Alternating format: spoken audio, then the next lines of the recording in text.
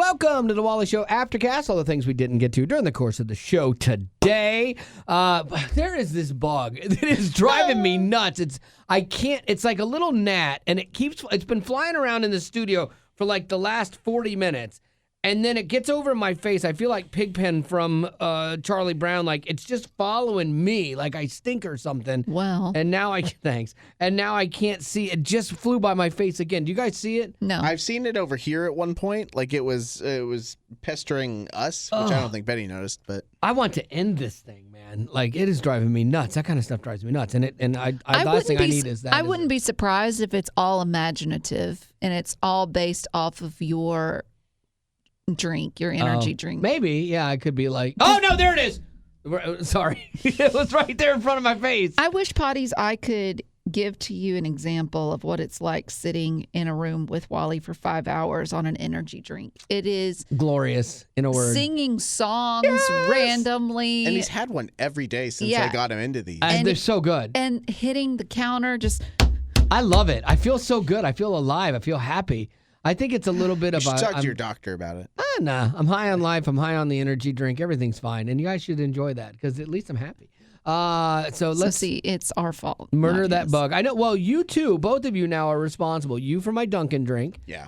And Gavin for my energy drink. I mean, maybe you guys are trying to kill me slowly. I don't know. But here's hoping. I'm going to die happy with a smile. I love how Betty wants to off me and Gavin's like, I still kind of need you in my life here. Yeah. I'll figure it out. Yeah. We all got to go at some point. Speaking of that, I almost ended my life yesterday. Okay. Not personally, not by my own hand. Well, by my own ignorance. So I'm going out to mow. My wife goes, hey, there's a alert that says storms are going to be here in 4 minutes. So I wait like 4 minutes, 3.5. Oh, it was tough yesterday. To see what the weather's going to do. Mm-hmm. And I'm like, I think I got a window because it's kind of in a horseshoe around me. And so I'm like, I need to get this done today. See, okay, once again, you hear what you just said? I need to get this done today. I know. It's ADHD, okay? And you think you're the expert at all of it. It's got a horseshoe shape. It'll be fine. I should be good. So I'm like, I got time. I got 30 minutes. I can get this mowed in 30 minutes for sure. And so I start mowing, and I'm knocking it out. Everything's going well. And then I start getting a couple little sprinkles. I'm like, ooh, I'm running out of time. Mm-hmm. And so I finish mowing. I get it all done. So I mow. But then I got a string trim because I have a riding mower, and you can't get to all the places. And there were some long places left. But I have to get it done. You have to. That day. I mean, before it rains. You have to get it done. Not tomorrow. Nope. Not later. Nope. Right now. Then. So I get my string trimmer out. I am running and string trimming like as fast as I can. Lightning is going crazy to the point where it strikes and I run inside to the garage and I'm like, okay, I think that was God's warning shot. I think I'm still good. I run back out. I keep going. What's Marty doing? She, I thought for sure she'd be texting me, but instead she threw me a golf club for some reason. She's like, hold that up. And so that's my girl. I know, right? What do you always say? My man. I said, my girl. Yeah, my man. My dude. Yeah. My guy. And so, I am like, oh my gosh. But then it's still not raining yet, but it is thundering and lightning all around us. And I'm like, I still got to get this other 3 spots trimmed. And so I run back out and I'm like trimming these spots and boom. I mean, so close to me to the point where it scared me. Like, I'm like, oh, the hair on my arm stood up a little bit. I'm like, it felt so close. And I think I'm speaking for all of us, including Gavin and the Potties, that if someone came on the air tomorrow and they said, Wally has been taken out. Yeah. He was taken out by a bolt of lightning while weed eating. Yeah. I would have been like, yeah, that checks out. Yeah, I know, but that's the problem with my illness. Or my disability, my disease, whatever you want to call it. Yes. But yeah, you get so hyper-focused, and you're right. Like look at today. It's not even raining. I could mow or have string trimmed today. Right. But for some reason, that thing is staring me in the face of like, you have to get this done now. Why do you want to be a slave to that? I don't. It's just how I'm wired. No. God did this to me. No. Yeah. No. So then God did not give you ADD? Are you saying that God makes mistakes? I'm saying that, well, yes. Well, I don't know if he makes, but look at all the now I'm not saying that I'm disabled. Like, let me be very clear about that. I was being tongue-in-cheek about that. But if you look at actual, like, birth defects and real disabilities and things like that, they happen, and God has some hand in it somewhere. So I don't believe that he creates it necessarily, but I do believe it's product of a broken world. Why would we have such a mess with mental health these days, if it wasn't a thing and if it wasn't something that some people get that? Now, however, though, when people have disabilities or they have mental health issues, they tend to seek help from doctors, physicians, counselors, you name it. The first counselor or physician or whatever that goes, okay, I think you may have ADD. I can get you one of those placards so you can park closer. I'll go to them. then I'm good. Okay. Because you're only going to seek help if it benefits you. 100%. Right now, it only benefits those around you, and that's not worth your time. Not enough. No. Okay. I was telling Betty earlier, we were talking about therapy or whatever. I think in my soul, I could go to a therapist and get them to quit. I legit believe I could frustrate a therapist into It'd have to be quitting. A young one. I think you'd have to go to a 20-something-year-old. Yeah, that thinks they can change the world and thinks they can help people, and then they meet me, and you're like, no, because I know all the stuff. I'm just not doing it. So, but why would you not do that? Because I don't want to. Maybe I like the way that God wired me. Maybe I don't want to mess with what he did. I'm not playing God over here. I have been in rare form. I've gotten a couple bad job stickers today from, they're good job stickers, but for my badness, because I hate the good job stickers. I love the frowny face ones. But yeah, it's been a banner day for me. While we're on the subject of this, Betty, I think you might hate this. I'm not sure, but I want to get your take on it. Okay. So the players in the WNBA, that's the Women's National Basketball Association, they had an all-star game. And on the court, they all wore black shirts with white writing that said, "Pay us what you owe us." I saw this. They're making a statement. You're not paying us what we deserve. We're so much more worthy of what we should be getting paid. Well, here's some background on this, because I want to give you all the background and then get your take on it. Wait a minute. You did some research? Yeah, of course. On all of this, and then you spoke? Yeah. Wow, this is brand new territory. Go figure, for you. right? We'll see how it goes. So the WNBA operates at about a $50 million a year loss. They are subsidized by the NBA, the Men's Basketball Association. Okay. They pay to keep the lights on and keep it going. They basically are funding it from the surplus that they have, because they do a thing called make money. The WNBA loses money. Okay. And so how disrespectful is it for you as an employee to come out there and go, pay us what you owe us, when you are operating at a deficit? You are losing money. If they paid you what you deserve, a pink slip would be what you deserve, because you are not generating funds to keep that going and operating on its own. You are not filling seats. You're not interesting enough. It'd be like an author that writes a book that no one buys, getting mad, being like, well, you deserve, Random House, you deserve to pay me for this book. If you've created something that people aren't consuming in a free market society, then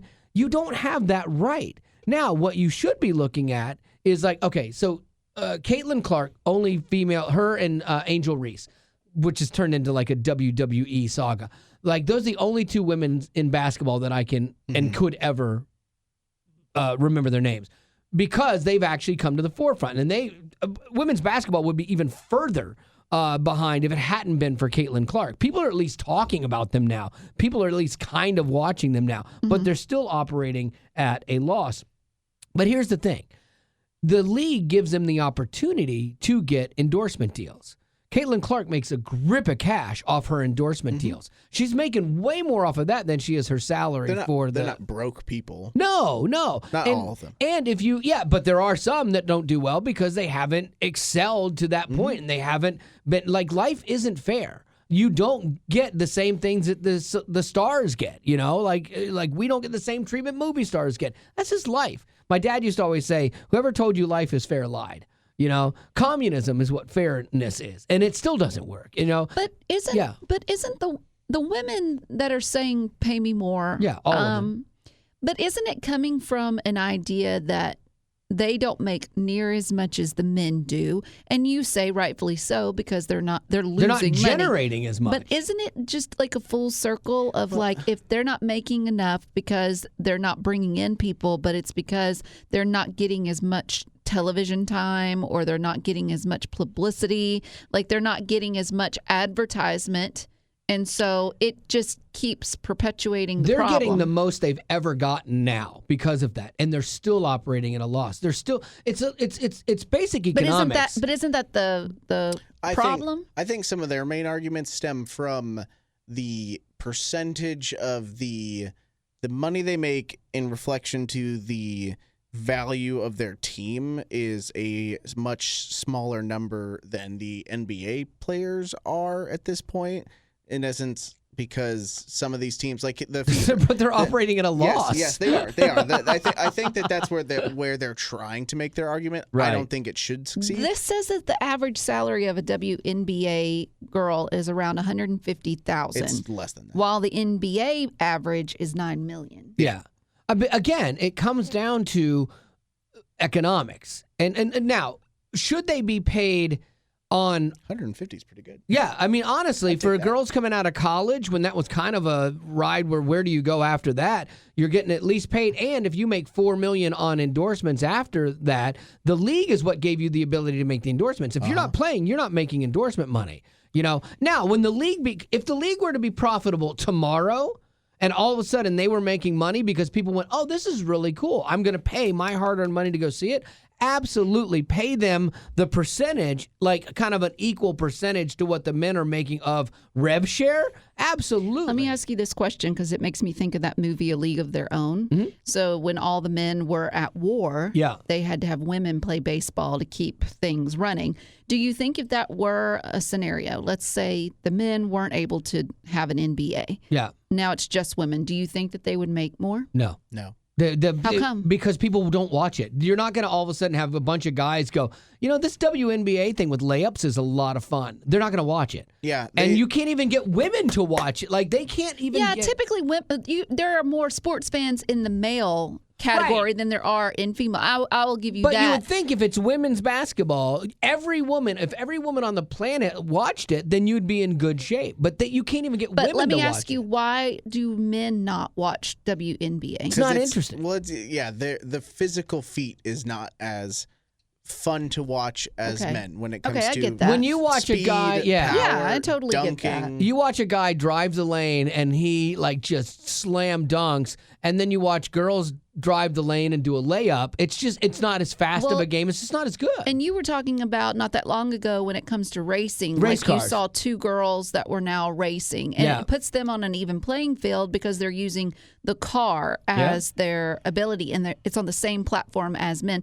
But when it comes to sports, I could see where it would be a bit boring when you compare the women playing compared to the men. That totally makes sense. I think the problem for the women, though, and I could be wrong because I don't know too much, but it has to be hard for them to keep up a schedule of them playing the WNBA and also doing the freelance work outside of it. Yeah, absolutely. I'm sure it just takes more time from them to even come out close to what the NBA men are making. Here's an example. Okay, like the Dallas Cowboy cheerleaders, they have a show that follows them, and my wife wanted to watch it, and I know you're going, oh, you're such a pig, it's all tiny little costumes, and you wanted to watch it. I didn't say a thing. No, but you're probably thinking that, and another woman might be thinking that. The irony is I watch that show, and I sit in bed, and I listen to it kind of with my wife, and I'm on my phone, like scrolling and stuff. Like, I watch very little of it, but I listen to it, and it is fascinating, because they were getting paid so badly.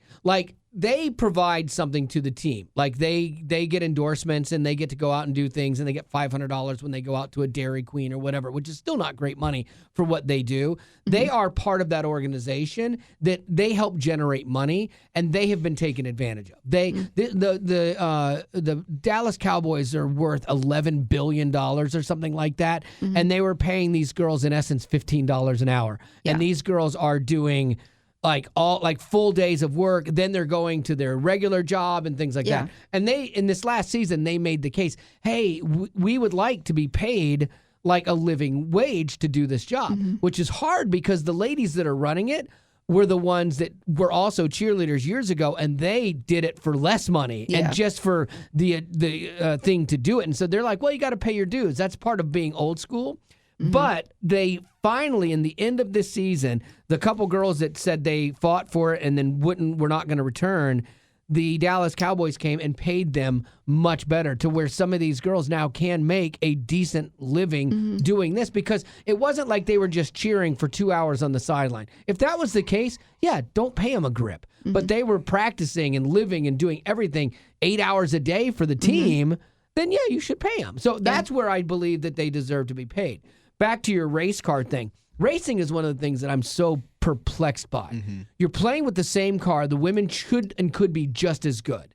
And so there's no reason why. But in that one show I was watching, the women are, there's 2 girls in this league, and they are finishing consistently last and second to last, or maybe they finished 19th out of 25, and they get a bonus for being the best woman on the track that day. Every guy that finished beyond like 10th gets nothing, or beyond third in that one gets nothing. But these 2 women who just take turns like barely beating each other and still coming in the end of the pack are getting paid money for being not as good. Like, that to me that's disrespectful to these girls. It doesn't incentivize them to be better than the boys, and it's like you're doing yourselves as women a disservice by having that, because it makes you look weak. And there's no reason as a woman that you should not be able to compete with men in something like driving. NBA, totally different story.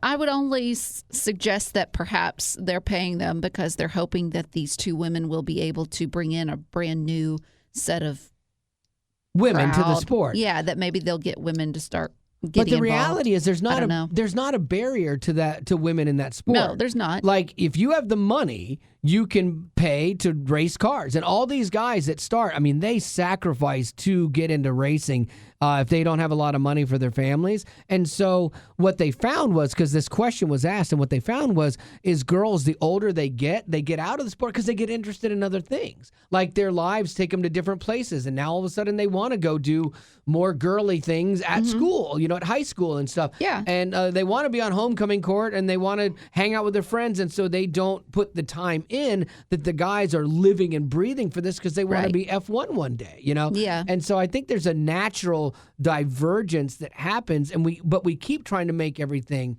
equal. And I've always said that, like, fair is the enemy of great. When you seek to make things fair, you are destroying the drive to be great. When you equal the playing field with no reason, it's not good. Yeah. No, I agree with you. It's kind of like when 2 reality shows, one is more entertaining than the other, but the one that's less entertaining is like, you need to pay us the same because you're paying that show. Like, no, because you're not bringing in the same crowd. Yeah. And it's the hard truth in that these women are passionate about playing basketball. It is their living. And I totally understand that. They put a lot of work into it. However, I agree with you that you can't get women to watch sports. There's way less women that want to than there are men. And if men are going to, I think the only way they'll get more is if they're the only possible sports, channel that you actually have to watch. Then maybe they would make the same amount. But it's just not in comparison to what men can do. And that's the thing with the transgender situation. Yeah. I mean, that's a whole nother can of worms too. When you factor that in. I hope that these women aren't. They probably see it as they're helping the next future generation. But I hope they're not hurting the next future generation. Because then you get you go, well, they're entitled, or they're not delivering, and why would I want to watch this? I think it's worse. I think it does a disservice. But I know they see it completely differently, and I'm not anti-woman at all, and I'm not anti-women's sports. Like, I think it's great that women's sports can help provide a college education for women too. Every athlete should be getting an education as well, because you never know when you're going to get hurt, and you never know when you're going to get bounced out. And so the ability for sports to lead kids to college to better themselves completely and be well-rounded, I think is amazing. And then the very lucky few get to go on and play at that higher level. It's just that there's not that extreme higher level for women because it's not watched as much. You have other women's sports. You have golf, you have tennis, you have other things like that where women, again, will not compete against the men because they cannot. But they've managed to make a living in that field, and I love that for them. But it all is consummate with who will consume your product. If anything, like, again, I'm not anti-women. If anything, I would say that if you are a woman and you're bothered by this, you should be supporting it like crazy. And every woman should be packing the stands at an WNBA game to change and to right that wrong. Because if it does, then the tide will rise for everybody. So anyway, that's just a little bit of a rant, slight discussion on that. My story is about the technology, the ridiculous technology that we'll think will be ridiculous in 50 years. Go. You know what I think is going to be ridiculous in 50 years, though, is that the NBA is still losing money. The WNBA is still losing money. What do you have that's, kind of on that same vein? Speaking of ridiculous things in 50 years. Nice. I like it. Okay. So have you done the math, that 50 years in the past would have been 1975? That's it? Oh, my gosh. That was 50 years ago. And that does not feel like 50 years. And so back then, the hot technology was rotary phones. That's crazy. Which we don't even have anymore. And if you wanted to call 911, you're going to have to wait a good minute or two. Sir, wait a minute. Don't stab me. Yeah, that's so great. And then if you were on a shared line, you'd be like, Gladys, get off the phone. Someone's here to kill me. It's so crazy to think that was 50 years ago, and it was the 70s. Like, I would have thought like the 50s. Other top tech was TVs, but without remotes. Yeah. So you actually had to get up and change the channel. And there were big console TVs too that weighed 1 million pounds. No one's going to steal that. Like, I have a flat screen of like a 55-inch. It's old, like it's a plasma even. Like it's not the new technology, but it still looks great, and I use it for my gaming. But I went to move it onto a thing. I was testing to see if I could mount it somewhere, and even it was heavy compared to the new ones you can pick up with 2 fingers. I mean, the LEDs. Yeah, it's crazy. Yeah. And then finally, back in the 1970s, paper maps. That was all you had to get anywhere and everywhere. So they're asking online, what's some of that technology that we depend on right now in the year 2025 that in 50 years is going to seem pretty ridiculous? One person said charging cables. Your kids might say, or your grandkids might say someday, you actually had to plug in and charge all of your equipment? Because I like it now when I just stick it on with the magnet and it does it. Like, I love that. But I will agree. I am so sick and tired of everything I seem to get these days comes with its own charging cable. Oh, my gosh. I have so many. I just start throwing them away because they have one of 3 outlets that are, and I don't know what. You have the Lightning, a USB-C, or a USB. Yeah. And then Apple, like, I loved how Apple was like, oh, hey, guess what, guys? Let's really mess with people. Instead of doing that Lightning thing that we've done for like the last 5 years, let's go USB-C. Yeah. Then we'll sell them more cords. That's where we're going to make They're money. the worst. And then, like, you have all these cords for everything. The upside is you can pretty much keep 3 cords and just do those in between all of your different gadgets. That's what I do. Another thing that we might think is ridiculous in 50 years is loud engine noises because everything will be electric. Oh, I didn't even think of that. Lawnmowers, chainsaws. Oh, it's like your biggest, the cars. Loud cars. No more loud cars for you. They'll make them loud. They'll find a way to digitally do that. Audio. I mean, like if what's his face, Elon Musk, put toot sounds on there so you can make your Tesla sound like it's breaking wind. Yeah. They can definitely put car sounds on there. Another thing, game consoles. Everything will be put into streaming services. Does that make sense for the two of y'all or no? I like my gaming console. I bet that, I bet you'll access a platform Probably to go so. play your games. Yeah. Like log on to Netflix to play modern something. Yeah. Probably so. Yeah, but I like my game console right now. And then finally, toilet paper. They say that toilet paper What, will just be a thing of the bidets? past in 50 years, that it's bad for the plumbing, which I would agree. When I mentioned this to Wally earlier, he was like, what do you mean? What's the replacement? Bidets. No. Bidets. Bidets will be I've never used one. the option for you. Honestly, I know that. That bug's back. Oh That my bug just came at my gosh. face. He went right for my eyes, too. You're so I saw dramatic. his tiny little beady eyes. He went right for me. China, Japan, somebody, they already do this whole bidet Oh, thing. Europe is all about it and stuff. I mean, you can Yeah. add them to your current toilets, but like in Europe, they have separate whole things you squat over as a bidet, which don't get it confused with a water fountain because it is not the first time you go there. Anyways, in 50 years, I will be 90. Gavin will be 80. Ew. I'll be You will- 106. You'll be gone. I'll be 106 years dead. They in the movie Running Man, I think they had like a joke, and this was like from the 80s. I think it was Running Man, where they're like, and did anyone ever tell you about the 3 shells like that were on the back of a toilet? And that somehow was supposed to be something that replaced toilet paper. They never Shells? went in, yeah, they never went into it, but it was just like some weird thing, like That's weird. the future you didn't use toilet paper in this movie because it was all like super futuristic and it was weird. But yeah, the whole like the bidet thing, I don't know, man. I just you still have to have something to dry off, right? Unless you do air air dryer. drying.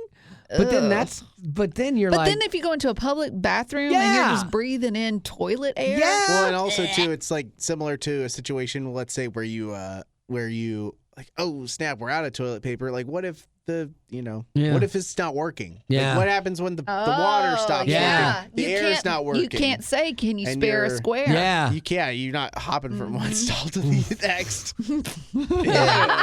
Desperate times, man. Let's stick to the paper. Yeah, I don't want to live in that world. Actually, I'm glad I'll be dead. So you guys have fun with the bidets. Yeah. There's your title for the Aftercast.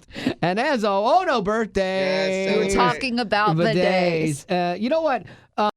You know what makes for a great birthday is bobbing for apples in a bidet. That is so much fun. You should try it. Speaking of birthdays, do you have any, Rock? Yes, I do. April, she wants to wish Lizzie her sweet tortoise-shell cat. Oh, okay, good. Isn't that precious? I thought it was like an 8-year-old. Like, sorry. No, Lizzie, Yay. happy birthday. Said she's 14. Oh wow. Oh, She's been a godsend in my life since she and I met when she was about a year old. She also turns into a kitten with catnip toys. Nice. Oh, just my shoelaces. And precious wants me to little- be her personal slave on call. Of course she does, April. Lizzie deserves it. That's so sweet. We've got a question. do we? Yes, we do. This one is a more, well, it doesn't have to be serious. This one is from Jennifer for you and Gavin. What do you like about the change in your relationship with your siblings now that you're adults? That I don't have to see them all the time. There's a lack of one.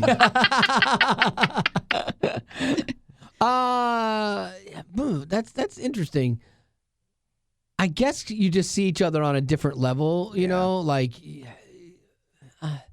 I don't think my relationship really changed a whole lot with my siblings. Like we always got along good. Like there wasn't like some big drama or anything like that. Like we all got along. I have different relationships with each of them because I have 3 sisters and 1 brother. And so I have different relationships with them. But I don't think that I don't know that it changed other than like they don't see me as an annoying kid anymore, maybe because I was a super annoying kid and I'm only a moderately annoying adult. And you have, it's 3 older sisters, right? 2 older, 1 younger. Oh, 1 younger. Yeah, Okay. and all smarter than me. And you're right smack dab in the middle. Smack dab in the middle. Wow, that Yeah. explains so much. Oh, I know. Do And they all have ADHD too? No, they're all pretty solid. Like my sisters were all very smart and have all done different things. But I was kind of I was the middle child. Let's be honest. That's what I was. I drove them nuts. Did anybody else drive them as nuts as you did? No, because then my little brother was a lot of years behind my older 2 sisters, and so they weren't as affected by him. He was worse than me though.